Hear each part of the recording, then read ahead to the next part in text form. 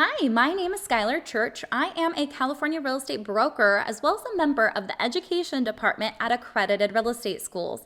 So I'm coming to you from Accredited, and we offer those course requirements to be eligible to take your state exam in California to receive your real estate license, and also the preparation to make sure you're prepared to pass that state test, because that is a challenging exam, and we're talking about practice questions today about that exam to help you prepare.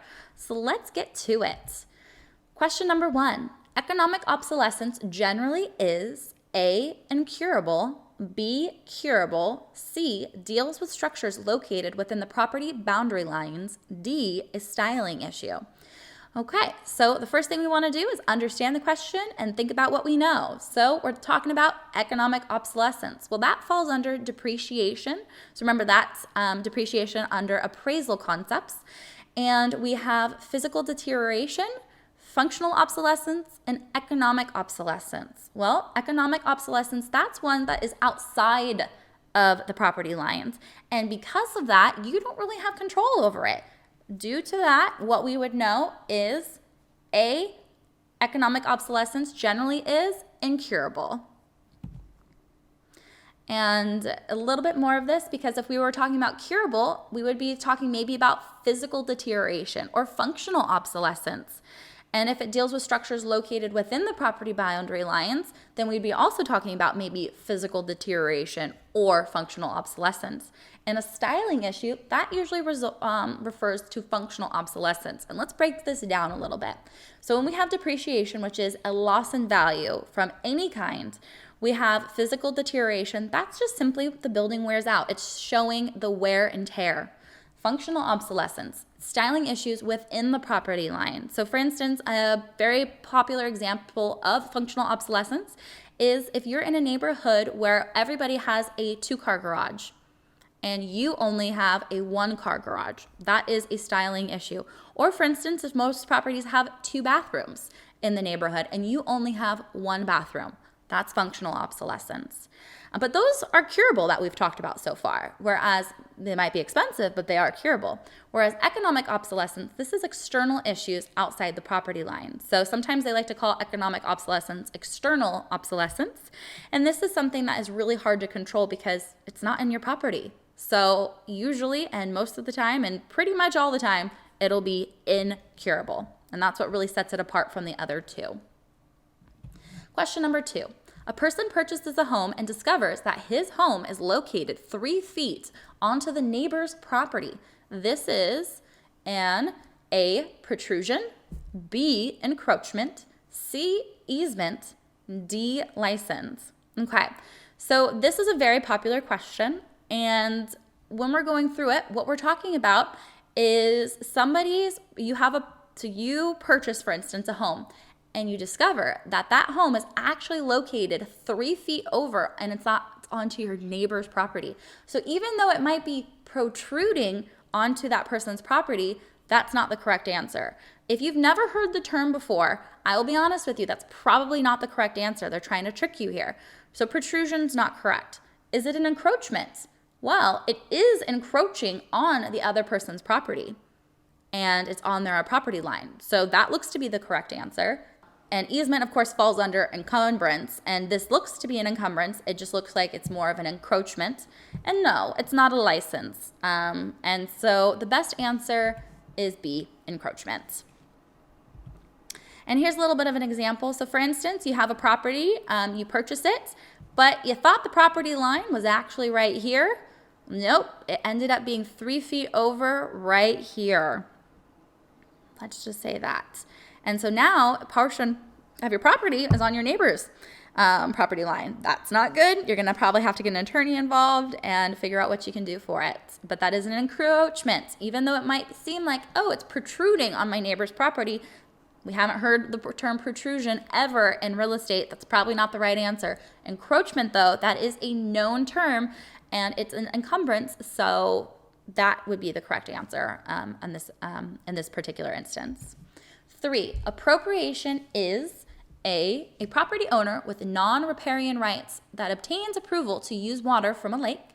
B, the rapid tearing away of the land by water action. C, the sediment that flows down a waterway. D, a term used in finance. Okay, well, you should automatically think of appropriation and how it's used, and it deals with water rights. Okay, so we would know it's not a term used in finance. Is it the sediment that flows down a waterway? No, that's alluvium. B, the rapid tearing away of the land by water action. That's called avulsion. So that's not it. So just based on the terms of deduction, even if you really didn't fully know what appropriation is, you would have an ability to kind of choose. But appropriation deals with water rights.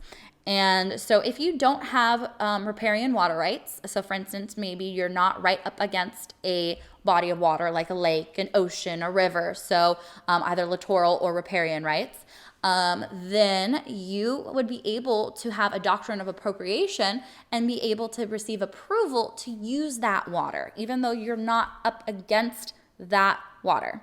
Okay, you might be close to it, but not right up against it. So you might not have those riparian or littoral rights. So appropriation is a property owner with non-riparian rights that obtains approval to use water from a lake. 4, what does a broker need to do with a fictitious business name prior to advertising the business? A, file it in the local county where your office is located. B, publish it in the newspaper of general circulation. C, file it with real estate commissioner. D, all of the above are required prior to advertising a brokerage business.